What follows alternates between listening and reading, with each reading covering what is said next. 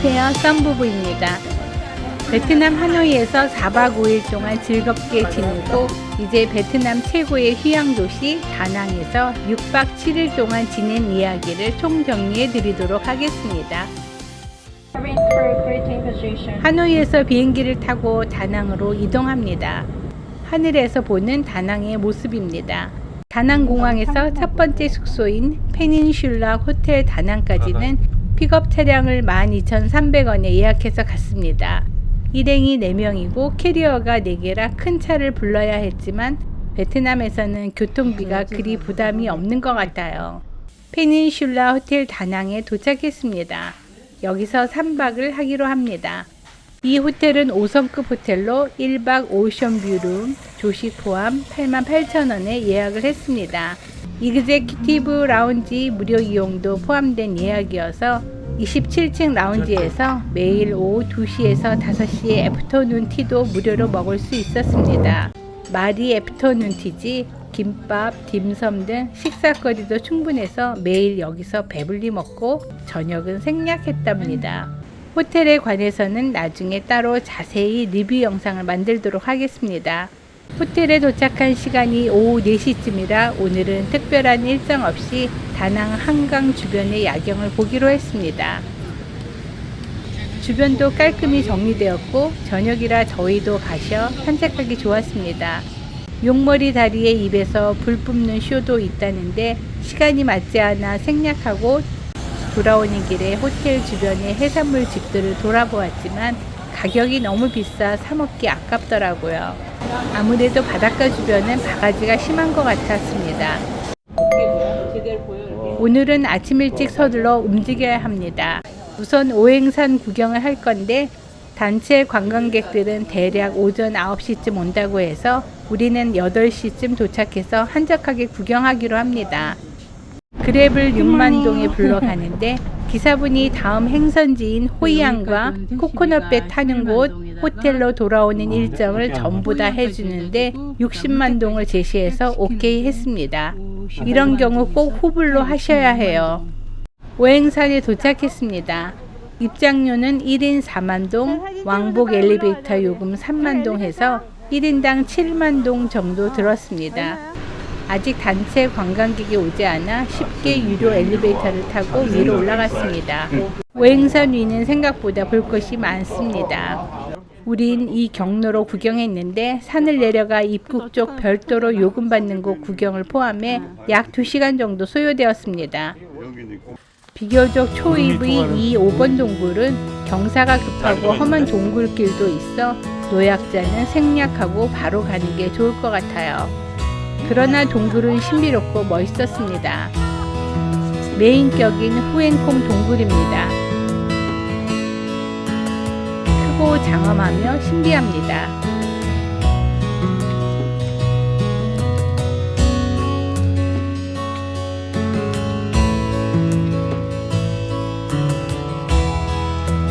일찍 와서 사람들이 적어 더 좋습니다. 돌아오는 길에 3번 동굴도 들리고 엘리베이터로 하산합니다.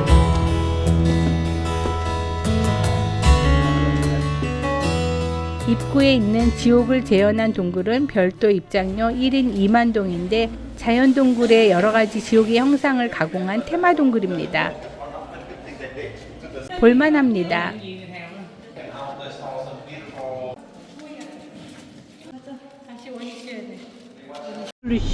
기다리고 있던 그랩을 타고 호이안으로 갑니다.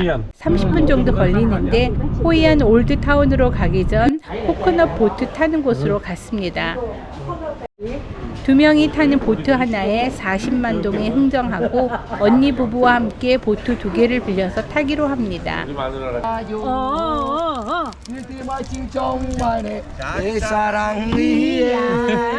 시원하게 사람 들어가면 나중에 편집할 거 없어. 이 안에가 분위기가 좋네.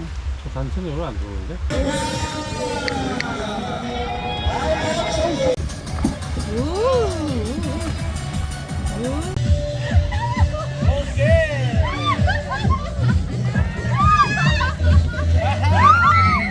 여러 가지 퍼포먼스도 구경하고 한참을 재미있게 즐겼습니다. 코코넛 보트 타기는 적극 추천합니다. 호이안 올드타운으로 이동했습니다. 동서양의 독특한 건축 양식이 어우러진 세계 문화유산입니다.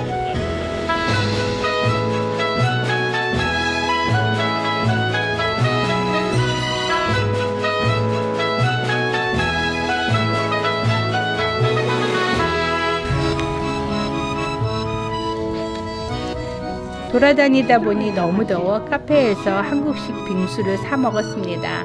망고 빙수와 딸기 빙수 합쳐서 26만 동. 관광지라 싸지 않은 것 같습니다. 하지만 맛있었어요. 2층 카페에서 보는 호이안의 모습도 독특했습니다. 시장도 구경합니다. 아직 이른 오후라 사람이 많지는 않았습니다. 노점에서 바나나 케이크라는 걸 사 먹어보았는데 달콤하고 바나나 맛이 강하게 맛있었습니다. 호이안은 어두워지면 소원배도 띄우고 볼만하다는데 그때까지 기다리기에는 너무 덥고 많이 기다려야 해서 기다리고 있던 그랩을 불러 호텔로 돌아갑니다. 오후 5시가 되려면 아직 시간이 남아 얼른 라운지로 가 저녁 식사를 합니다. 여기가 참 비용 절약에 많은 도움이 되네요. 여기가 라운지 밑에 있는 인피니트 풀인데 바람이 심상치 않게 불어 수영하는 사람이 없는데 썬 남편만 혼자 신났습니다. 아침 일찍부터 돌아다녀 지쳐서 이만 호텔에서 쉬기로 하고 2일차 일정을 마칩니다.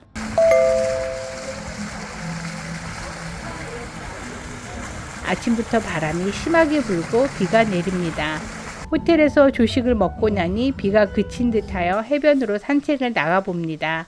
여기 비치는 다낭의 메인 비치인 미케 비치는 아니고 북쪽의 만타이 비치에 가깝습니다. 모래는 곱고 해변은 깊지 않습니다. 걷다 보니 그물로 고기를 잡는 어부들이 있었는데 부탁해서 그물 당기는 것도 같이 해보았습니다. 어부들이 농담으로 체험했으니 돈을 내라 해서 도와줬으니 내가 받아야 한다고 말해 서로 한참을 웃었어요. 호텔방에 돌아와서 보니 어부들이 이제 그물질의 마지막 작업에 한창이었어요. 잠깐 해보아도 힘든 일을 매일 저렇게 하면서도 즐거워하는 낙천적인 어부들의 생활이 참 인상적이었습니다. 비 오면 쇼핑이죠. 그랩을 불러 유명한 한시장으로 갑니다. 한시장에 도착해서 옷가게로 직행. 코끼리 바지 몇 벌과 코끼리 반바지 그리고 원피스 이렇게 샀습니다. 그리 흥정을 심하게 하지는 않았고요. 코끼리 바지는 약 2,500원, 반바지는 1,300원 정도, 원피스는 4,000원 정도에 샀습니다. 여전히 비가 내려 시내 롯데마트로 이동하여 마트 구경을 합니다.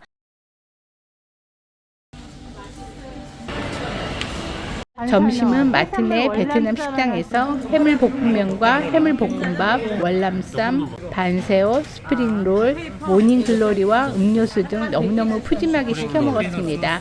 점심값으로 4사람이 총 63만 8천 동 어치나 먹었네요. 비가 계속 와 할 수 있는 게 없어서 그냥 호텔로 돌아와서 호텔에서 제공하는 30분 무료 스파 프로그램으로 조교, 사우나 등을 즐기면서 오늘 일정을 마칩니다.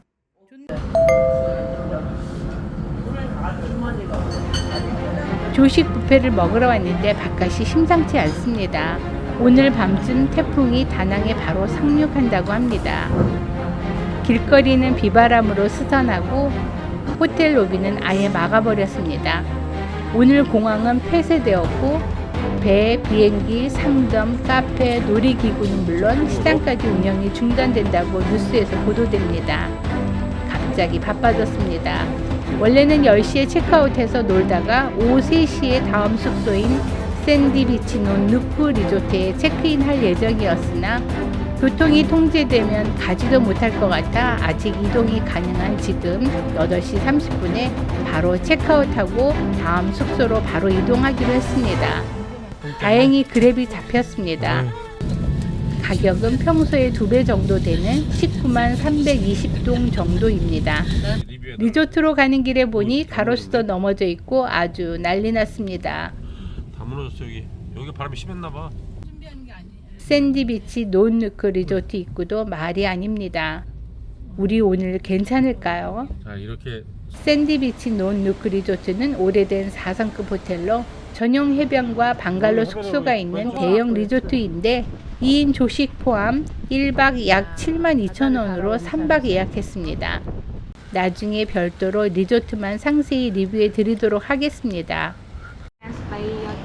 체크인 하는데 우리 숙소인 방갈로는 바닷물이 덮칠 수 있어 오늘 일단 메인 빌딩에 고층룸으로 배정해주고 내일 별일 없으면 다시 방갈로로 옮겨주겠다고 합니다. 태풍으로 갈 데도 없는 우리에게 리조트에서 오전 이른 시간인데도 얼리 체크인을 해주었습니다. 방에 올라와 창밖을 보니 바람과 파도가 왠지 조금 잦아든 것 같기도 하네요. 방에서 쉬다가 배가 너무 고파 점심을 먹으려고 알아보니 다행히 리조트 내 인도 식당이 문을 열었다기에 카레와 난 그리고 케밥으로 점심을 먹었습니다. 이때쯤 뉴스를 검색해보니 다낭으로 향해 다가오던 태풍이 갑자기 약화되면서 필리핀 쪽으로 되돌아가고 있다고 하네요. 무슨 이런 일이? 리조트 이곳저곳을 살펴봅니다. 비오는 정원에는 나뭇가지들이 마구 떨어져 있고 세상에 뿌리째 뽑힌 나무도 있네요. 여기는 방갈로 쪽 수영장이고 그 앞에는 전용 해변입니다. 밖에는 여전히 비가 오고 바람이 불어 스산합니다. 호텔방에서 몇 시간 휴식을 취하고 새소리가 갑자기 시끄러워 밖을 보니 바람이 먹고 하늘이 개어가고 있습니다. 해변에는 산책 나온 사람들도 보이고요. 태풍이 사라진 걸 새들이 먼저 아는 것 같았습니다. 바로 전용 해변으로 나가봅니다.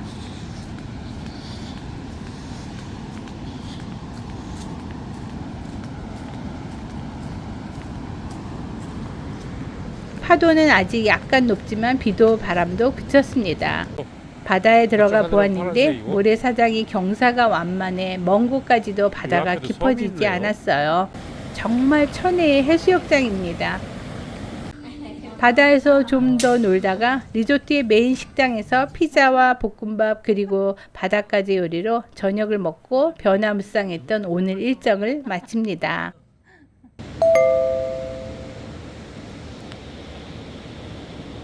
오늘 아침 날씨도 문제없고 확인해 보니 바나힐 가는 케이블카도 운행한다고 해서 그랩으로 바나힐을 다녀오려 합니다. 그랩은 왕복으로 65만 동에 예약했습니다. 우선 짐을 싸서 원래 우리가 예약한 방갈로로 옮겨달라고 로비에 맡기고 바나힐로 출발합니다. 바나힐은 해발 1487m의 산 위에 세워진 테마파크로 프랑스인들이 20세기 초 휴양지로 만들었던 곳이 테마파크로 발전한 곳입니다. 주차장에서 테마파크 매표소까지는 카트로 이동합니다. 1인당 95만 동의 티켓을 구매하고 케이블카를 탔습니다. 일찍 와서인지 태풍 때문에 사람들이 오지 않아서인지 별다른 대기 없이 케이블카에 탑승합니다.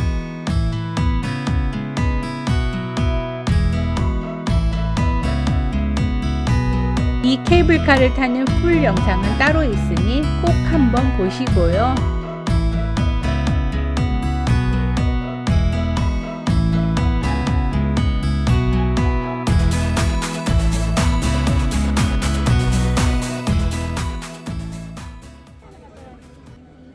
바나힐에 올라왔습니다.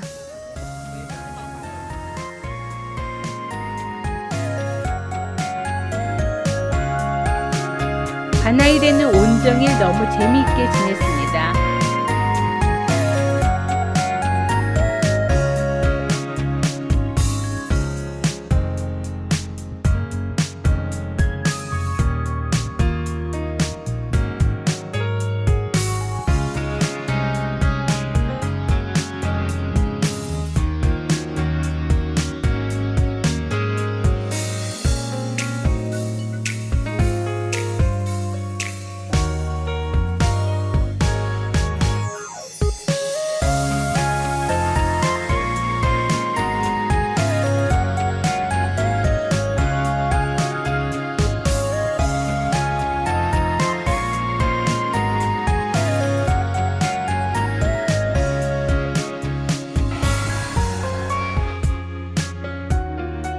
다낭에 오면 반드시 가는 바나힐이라 방문하시는 데 도움이 되기 위해서 바나힐에 관한 자세한 영상을 따로 올릴 예정이니 기대해 주세요. 리조트로 돌아와 카트를 타고 원래 예약했던 우리 방갈로로 이동합니다. 여기가 우리가 예약한 방갈로입니다. 여기까지가 오늘의 일정이었습니다. 바나힐에서 잘 놀아 너무 피곤하지만 태풍도 물러가고 기분 좋은 하루였습니다.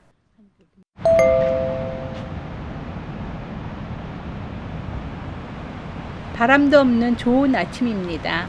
분위기가 좋은 방갈로에서 너무 잘 자고 일어나자마자 전용 해변으로 나가서 일출을 구경합니다.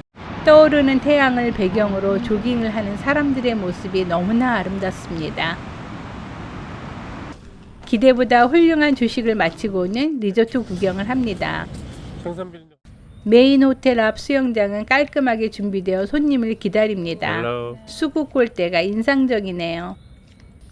정원 한쪽엔 어린이 놀이터와 각종 놀이기구도 있고 메인 정원도 언제 태풍이 왔나 싶게 깨끗하게 정리되어 있습니다. 정말 하루 만에 어떻게 이렇게 정리했는지 놀랍네요. 호텔 로비 메인 식당도 깔끔하고 라운지와 인도 식당도 정상 가동하니 멋있습니다.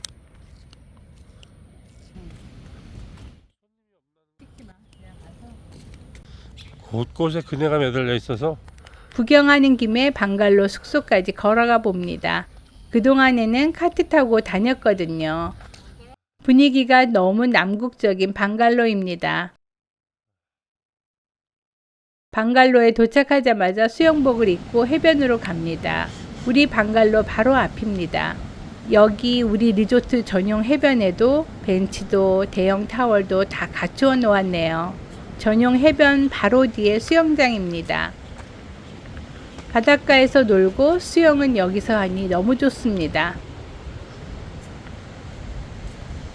오늘은 파도도 잔잔합니다.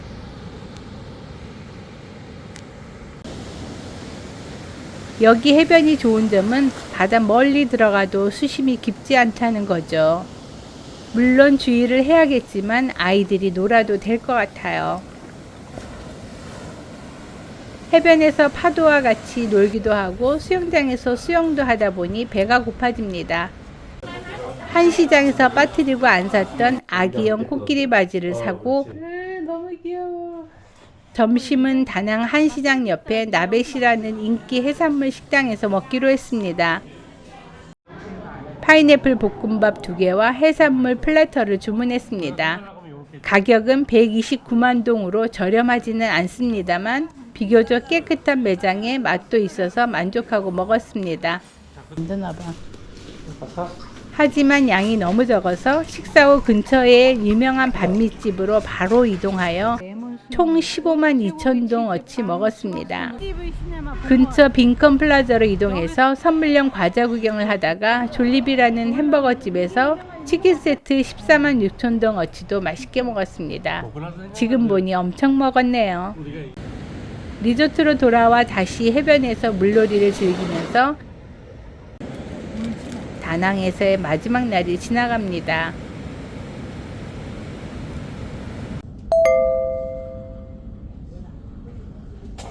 오늘은 다낭에서는 특별한 일정이 없고 일찍 체크아웃하고 다낭 공항에서 국내선으로 호치민으로 이동합니다.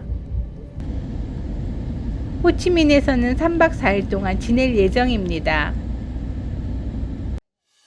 태풍으로 우여곡절이 많았던 다낭 여행 6박 7일 잘 보셨나요?